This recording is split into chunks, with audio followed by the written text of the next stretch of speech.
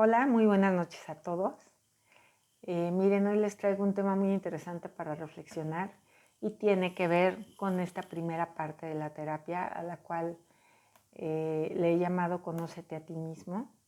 Pero aquí la reflexión que quiero hacer es todavía profundizar más y reflexionar sobre cosas que hemos ido descubriendo, ¿no? en el camino y conocimientos muy sencillos, pero que realmente hacen la diferencia en poder avanzar, poder obtener resultados. Y esta reflexión que quiero hacer es acerca de cómo el conocerte a ti mismo implica necesariamente el crecimiento de la conciencia. Finalmente, conocerte más es tener conciencia de quién eres y profundizar, saber qué es lo que te gusta, qué es lo que no te gusta, qué es lo que te ha sucedido en la vida, cómo te ha afectado, a quiénes has afectado, qué es lo que has hecho, por qué estás donde estás, qué temperamento es el que tienes, de qué manera es como regularmente respondes a situaciones. Todas estas reflexiones, estos conocimientos con los que vamos avanzando en la terapia, nos permiten pues saber más acerca de quiénes somos. Y realmente es innegable que la mayoría de nosotros llegamos siendo adultos sin tener plena conciencia ni siquiera de cuáles han sido los valores que hemos aplicado a nuestra vida, o sea, de qué forma hemos tomado las decisiones. Muchas veces nos hemos dejado llevar quizás por nuestras emociones, por nuestros impulsos, por algún apetito, incluso por berrinches, porque nunca ni nos enseñaron a discernir la diferencia entre todos estos abanicos, ¿no? de sentimientos o de emociones que podemos sentir como seres humanos, y que muchas de las decisiones importantes de nuestra vida podría ser que las estemos tomando desde esos lugares y no sea lo más conveniente. El tener mayor conciencia de quiénes somos nos abre un universo podremos llamarle de control. Podemos decidir con una mayor libertad y con una mayor tranquilidad, porque entonces nos conocemos más. Y el primer punto que ahorita quiero platicar con ustedes es la reflexión en donde esta conciencia de lo que somos y también de que empezamos a tener más conciencia del mundo que nos rodea, de cómo nos ha afectado y cómo lo hemos afectado. Me refiero al alrededor, a todas las personas, a las cosas, en medio donde hemos crecido. Todas estas cosas nos permiten darnos cuenta que pertenecemos obviamente a sistemas que son vivos, sistemas cambiantes, sistemas que dentro de un tiempo se van desarrollando, pero todo obedece finalmente a un orden. Y ahí me quiero enfocar ¿cómo decirlo?, volver en el tiempo y tomar un poco de lo que le llaman la filosofía escolástica, que es la filosofía de la naturaleza y que es hermosa y que les recomiendo a todo el mundo se ponga a investigar.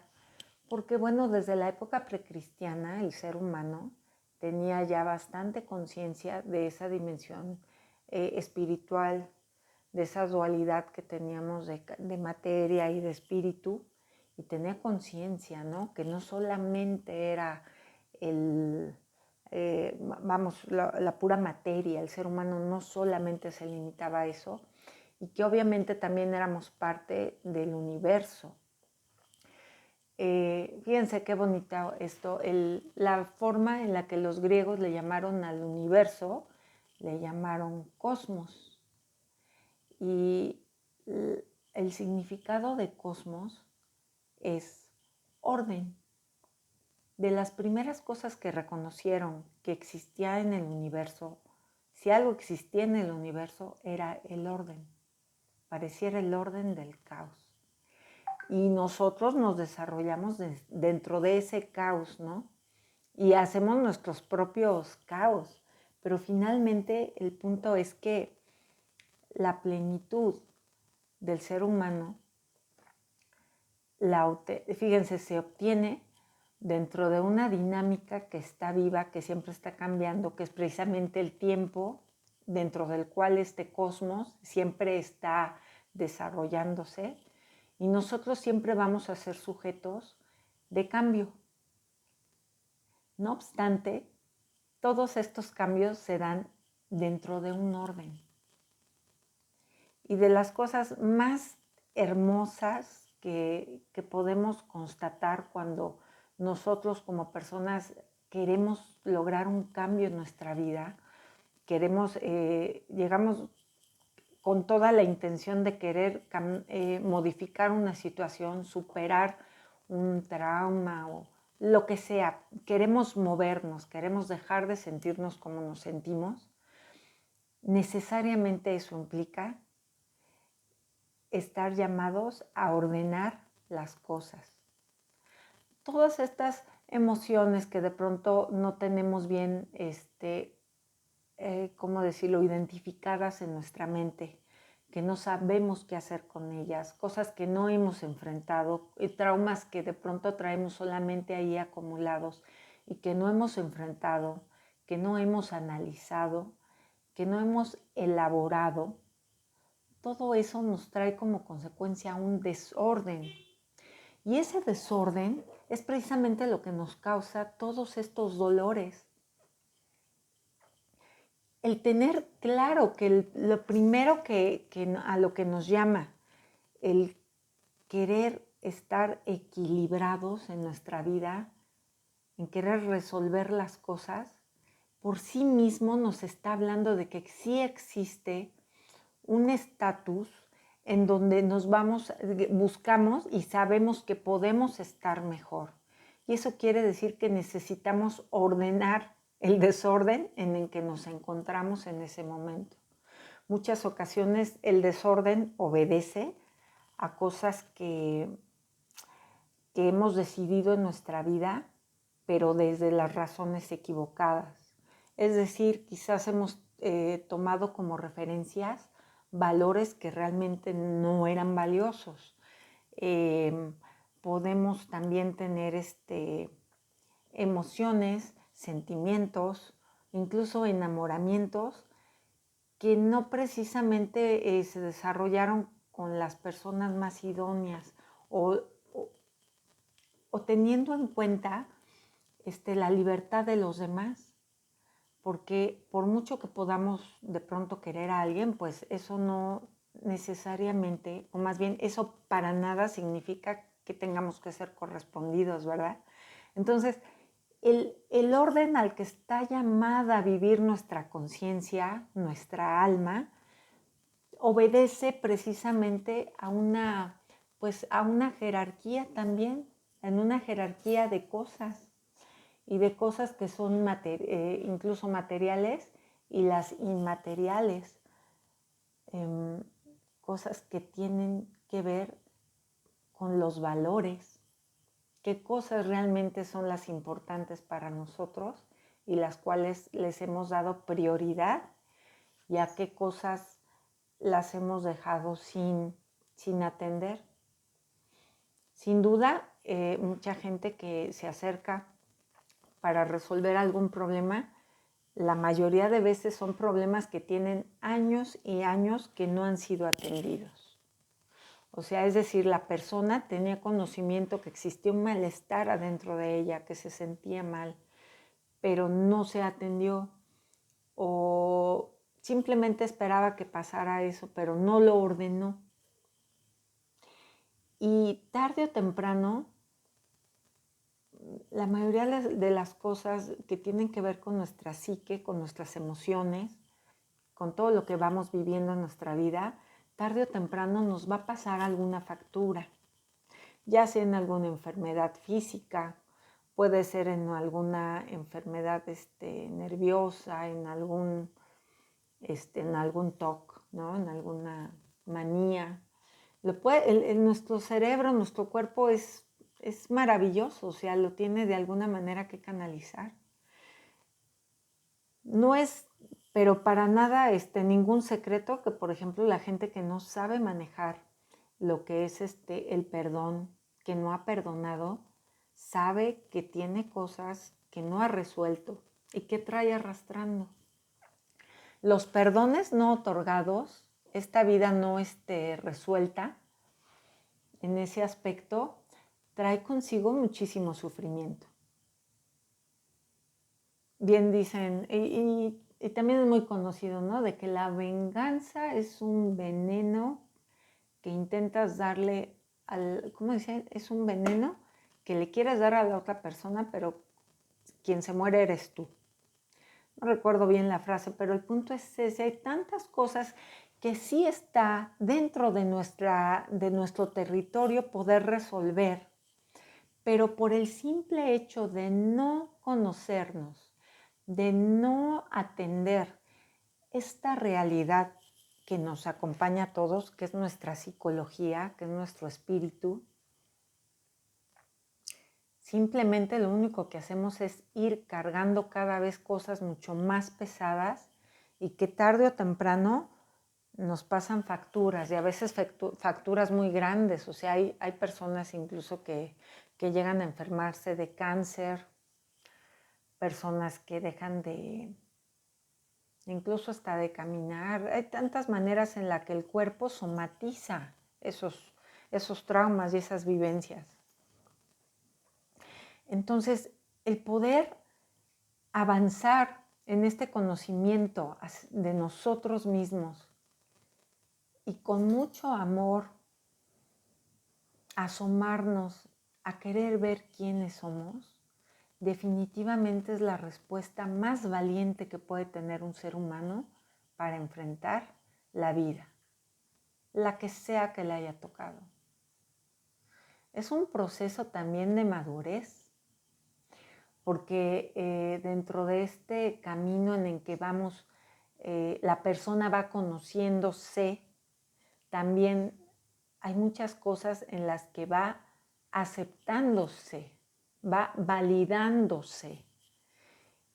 Y entonces aquellas cosas que ya no, definitivamente ya no se pueden cambiar, aquellas experiencias que hayan sido difíciles o que hayan sido muy desagradables o que han sido muy malas, se dejan de negar. Cuando nos conocemos, podemos incluso voltear a ver ese pasado y que deje de doler. Ya llega a ser parte de nosotros y no seríamos quienes somos si no nos hubiera tocado vivir esa experiencia. Pero ya no es algo ni siquiera que pueda quizás traer algún tipo de sentimiento vergonzoso o doloroso o de venganza, porque lo soltamos y nos aceptamos y soltamos las cosas. Eso es avanzar en conciencia. Y de esa forma entonces empezamos a vivir el día de hoy, enfocarnos en resolver lo que se nos presenta hoy, aceptar la realidad que tenemos, aceptar quiénes somos. Y a partir de esa realidad tan hermosa, poder entonces sí, desde esa verdad contundente, entonces sí planear hacia dónde quiero ir y qué quiero hacer, cuáles son mis posibilidades, qué medios tengo para llegar a aquellas cosas que veo que podría yo alcanzar. No, fíjense que es como esa plataforma que nos ayuda a vislumbrar todos nuestros alcances y alcances que sean realistas. Y no hay mejor cosa que basarse en la verdad, porque cuando nos queremos basar en cosas que no son reales y hay psicologías ahorita que están trabajando por todos lados para justificar que se vale aferrarte a una premisa que no se necesita comprobar, que no es necesario que algo sea verdadero, sino con que tú lo creas es suficiente. Pues es que realmente eso es lo contrario a la sensatez. No hay mayor mentira que esa. Conociendo quién soy, qué es lo que tengo, mis capacidades y todo, yo puedo decidir, por ejemplo, que está dentro de mis capacidades reales, probablemente correr un maratón. Pero definitivamente me queda muy claro que dentro de la realidad, de mis capacidades, de mi naturaleza, de mi especie, yo jamás voy a ser capaz de poder volar con unas alas que sean mías, que sean propias, naturales, porque yo me crea un pato o una paloma, porque eso no es verdad. Y eso todos los seres humanos lo sabemos. Y en ese aspecto yo veo totalmente es todo lo contrario a la ética, aquellas personas, sean psicólogos o no, que trabajan con la gente para que puedan, ¿cómo decirlo?, para justificar el hablar de cosas, de implantar cosas que no son verdades.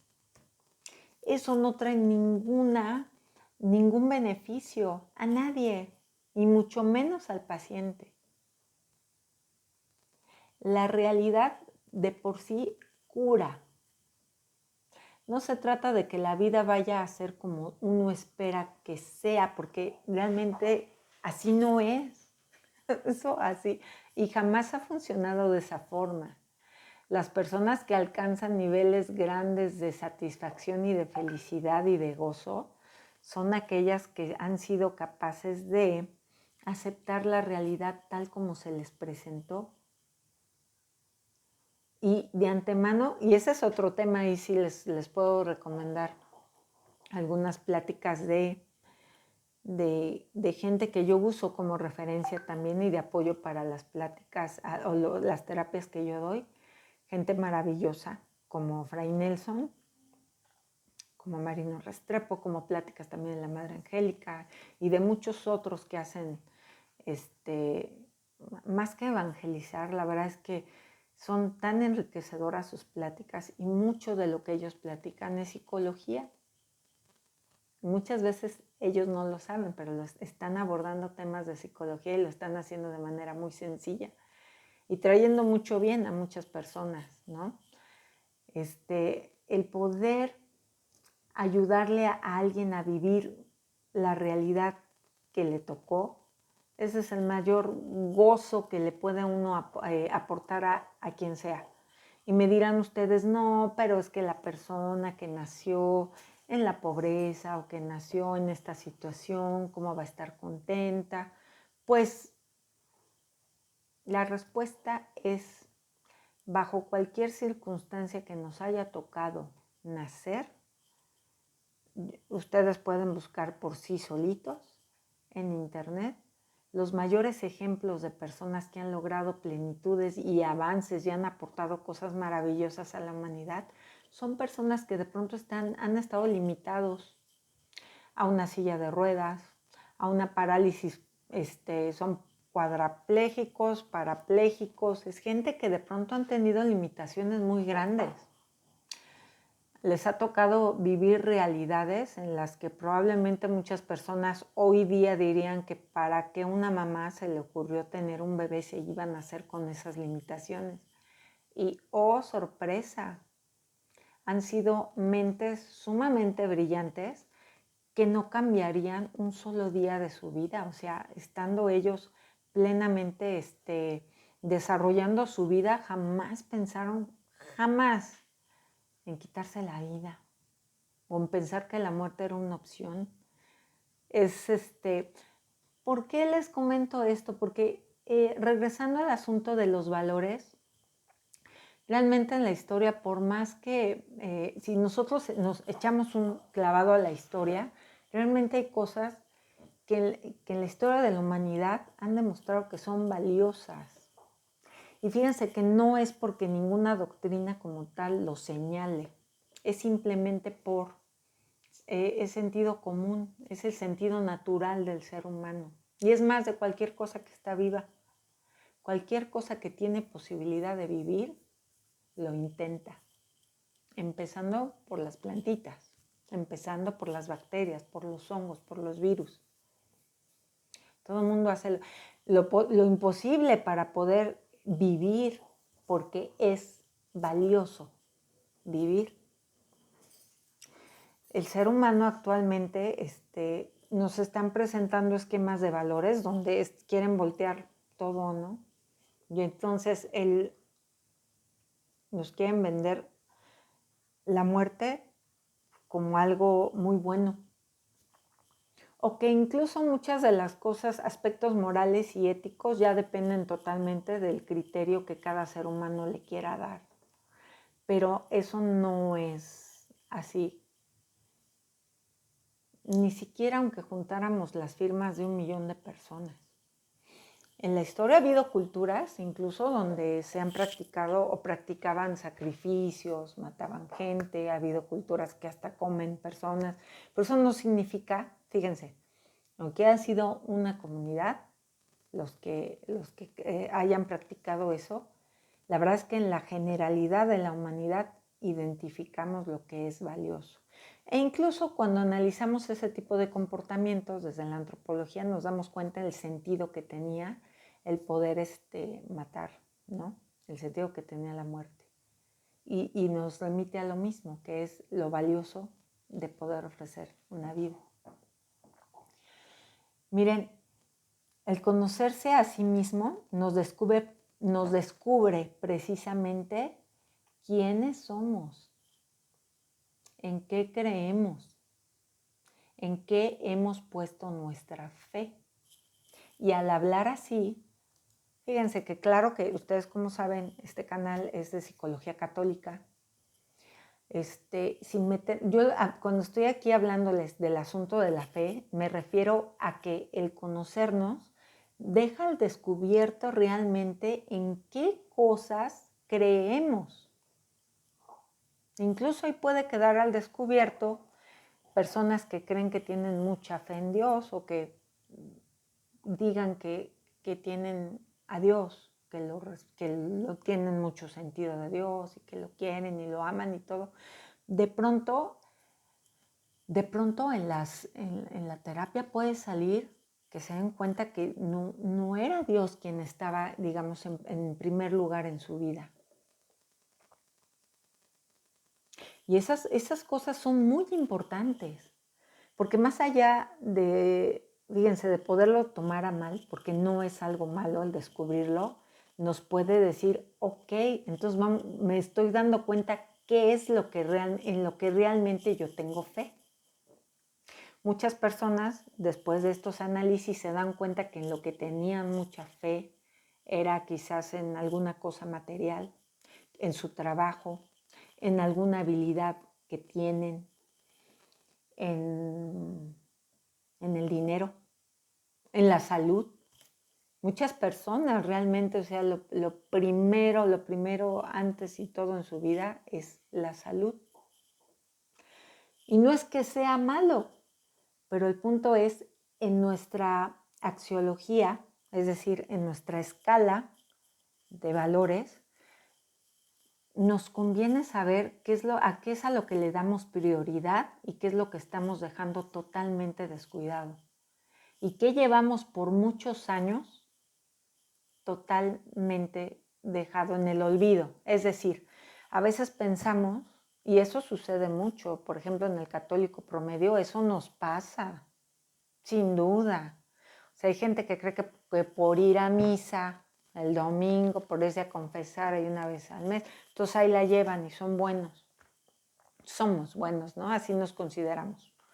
O porque dicen, no, pues yo no le hago daño a nadie, yo no esto, aquello. No consideran que tengan los grandes problemas o los grandes pecados. Y pensamos que con esa digamos, religiosidad, con esa práctica religiosa, estamos bien. Pero resulta que cuando llegamos a la consulta y queremos resolver un problema que ya creció y nos explotó en las manos, de pronto hay familias que se dan cuenta que Dios no era quien, ¿cómo decirlo? Que el testimonio que vieron los hijos en esa familia nunca fue de que Dios fuera lo primero o que fuera lo más importante, o que realmente lo importante fuera ese amor, esa comunicación. Porque es muy cierto, y en eso también este es otro tema de otro video, sin duda, pero fíjense cómo no podemos amar bien o amar a una persona si no conocemos primero el amor. Y el amor es Dios.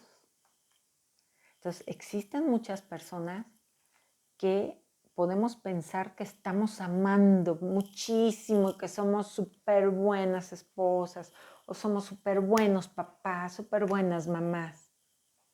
Pero, oh sorpresa, nunca hemos tenido ese encuentro así con Cristo, con Jesús, de una manera tan certera que realmente Él sea el centro de nuestra vida.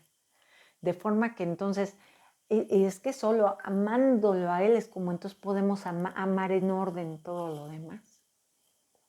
Entonces, definitivamente, muchas familias que pensamos que pues que somos familias creyentes y que tenemos a Dios y que ya los niños hicieron la primera comunión y todo, resulta que no, que el ejemplo que le hemos dado a nuestros hijos es que nuestra fe la tenemos primero puesta en otras cosas. Y ese es muy bueno descubrirlo.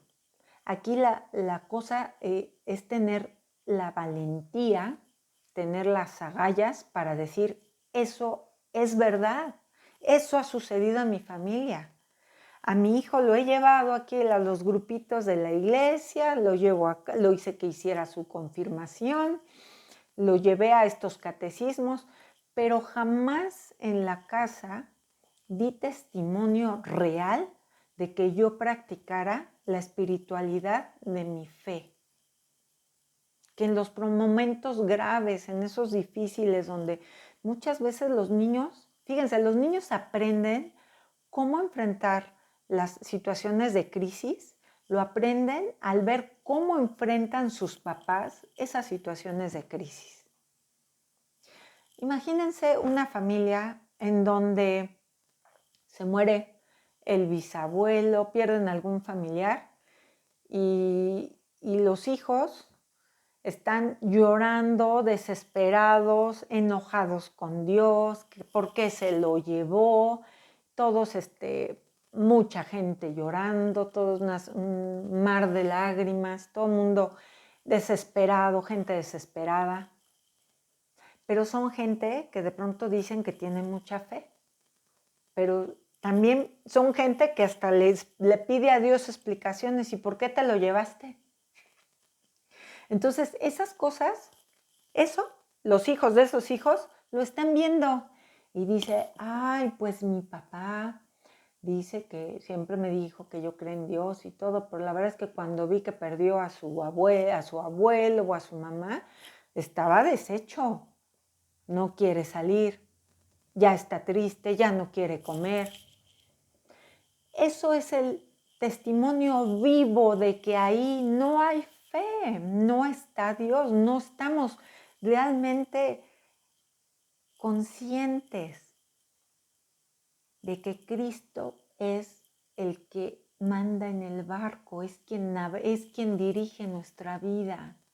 A nosotros nos toca, pues sí, hacer lo mejor posible. Tenemos que conocernos, tenemos que saber, y en este caso está muy padre esto que les dije ahorita, necesitamos conocer a través de conócete a ti mismo, ¿sabe? Tener conciencia de nuestra existencia, de nuestras cosas. Necesitamos saber entonces, si no está Jesús manejando ese barco, entonces ¿quién lo está manejando? Porque ese barco nunca se queda sin capitán, jamás.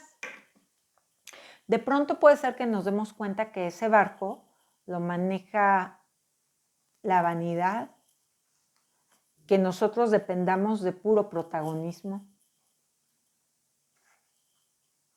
que fíjense, es que yo he visto y he oído cosas extraordinariamente, a veces hasta absurdas, pero es la verdad. O sea, encuentra uno adultos, jóvenes adultos, que quien maneja su vida es la cantidad de seguidores que tengan o qué tan famosos son. El egocentrismo y todo este asunto tan hedonista que está ahorita tan permeado a través de las redes es lo único que los dirige, es la batuta de su vida. Y entonces cuando de pronto les tocan pasar situaciones difíciles en donde esa parte se ve afectada, realmente los tira al suelo. Me parece que hay una película que no la he visto, digo, con los puros cortos ya es suficiente, pero tiene que ver algo así, dice mamá youtuber o mamá influencer, algo así, o señora influencer. Es eso.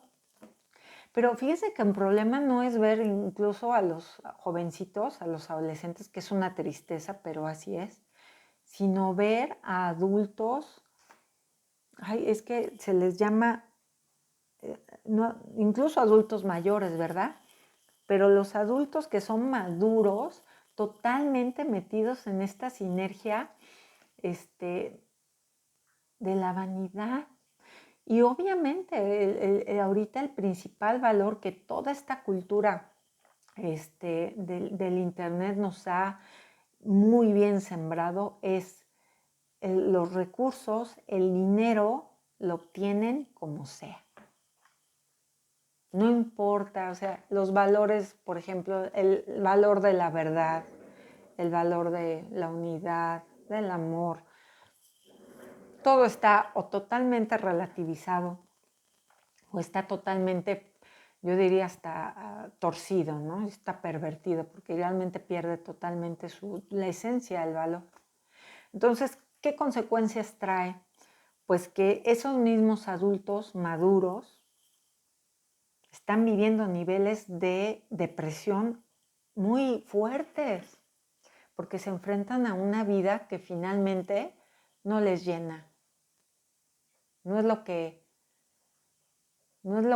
está buscando su corazón. Se dan cuenta la carencia de amor que existe en ese tipo de cosas que de principio se las vendían como muy valioso o valiosas, ¿no?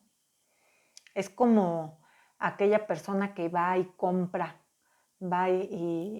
compra esos zapatos para los que estuvo ahorrando toda la semana y resulta que va, los compra y apenas ya los tiene, llega a su casa y ya ni abre la caja porque dice, pues ya los tengo. Y pues ya a ver qué otra cosa brilla o qué otra cosa está de moda. Es muy triste, pero todo esto sucede y nos está pasando por ahorita por la cultura que nos está tocando vivir, pero sin duda la parte esta de conocernos a nosotros, de profundizar en esta conciencia de quiénes somos, es lo que nos va a dar la pauta para poder entonces meternos con mayor seguridad a ese mar que nos representa esa ignorancia que tenemos de nosotros, de nuestros sentimientos, de nuestras experiencias. Dejen ver aquí qué otro temita veía que estuviera muy interesante. Fíjense que retomando aquí el punto que comentamos al principio sobre el orden, entonces viene muy al caso lo que estábamos platicando, porque el conocernos, en dónde estamos en este mapa, ¿cómo decirlo? En esta tormenta, en este mar que de pronto puede parecer conocernos, ese mar oscuro que de pronto no sabemos en dónde está, nos va a ubicar. Y si empezamos a ver en dónde estamos, entonces podemos darnos cuenta del desorden en que vivimos. Esos dolores, esas traumas, ¿cómo le podemos? Esas frustraciones, todo eso que estamos cargando, que nos hace sentir tristes, esas depresiones, todo eso es un síntoma de un desorden que traemos. Esos vacíos también.